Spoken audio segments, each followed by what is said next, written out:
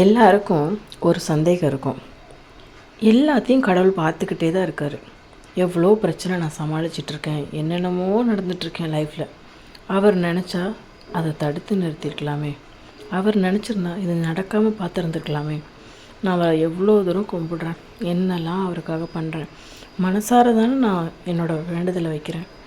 ஏன் எனக்காக நான் கேட்டதை தராமல் இவ்வளோ விஷயங்களை தரும்போது அட்லீஸ்ட் எனக்கு வர கெட்டதையாவது தடுத்துருக்கலாமே இப்படிங்கிற பல கேள்விகளோட நம்ம மண்டை ஒவ்வொரு நிமிஷமும் ஓடிக்கிட்டே தான் இருக்குது. இது எல்லாத்துக்கும் தான் ஒரு பதில் சொல்கிறேன். உங்களுக்கு சாட்டிஸ்ஃபையாக இருந்துச்சுன்னா இந்த வீடியோவை லைக் பண்ணுங்கள். ஒரு நார்மலான ஹியூமன் பீயிங், அதாவது ஒரு மனுஷனால் அப்பாங்கிற ஸ்தானத்துக்கு வரும்போது தான் பிள்ளை அழுகிறத கூட பார்க்க முடியாது. உண்மை தானே? அப்படி இருக்கும்போது நம்ம எல்லாத்தையும் படைத்தவரால் நம்ம கஷ்டப்படுறத நிஜமாக பார்க்க முடியும்னு நினைக்கிறீங்களா?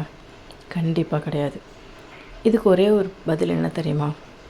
நீ யார், உன்னை சுற்றி இருக்கவங்க எத்தனை பேர் உண்மையானவங்க, உனக்கு யார் போலியாக நடிக்கிறாங்க, உனக்கு யார் முதுகில் குத்திக்கிட்டு இருக்காங்க. நீ ஒருத்தவங்கள ரொம்ப நல்லவங்க நினச்சிட்ருப்ப, அவங்க நிஜமாகவே நல்லவங்களாம் இல்லையா?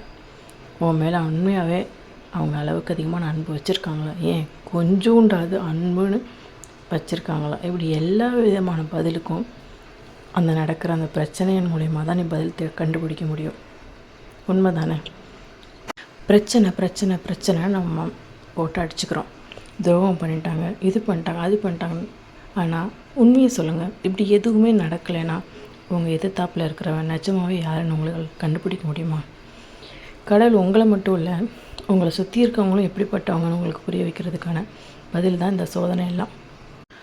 சோதிக்கிறாரே அப்படின்னு யோசிக்காமல், இந்த பிரச்சனை எதுக்கோ ஒரு காரணத்துக்காக வந்திருக்கு, இதனால் நான் ஏதோ ஒரு விஷயத்தை தெரிஞ்சுக்க போகிறேன், ஏதோ ஒரு விஷயத்தை கற்றுக்க போகிறேன், யாரோட முகமும் கிளிய போகுது.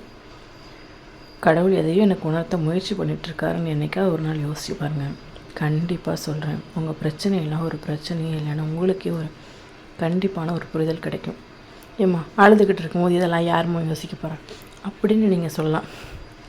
ரியலி உண்மை தானே?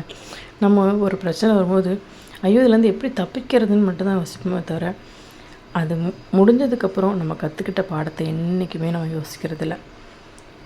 ஒரே ஒரு நிமிஷம் நிதானமாக இருந்து உங்களுக்கு இது வரைக்கும் அந்த பிரச்சனை மூலமாக நீங்கள் கற்றுக்கிட்ட விஷயத்தை யோசிச்சு பாருங்கள்.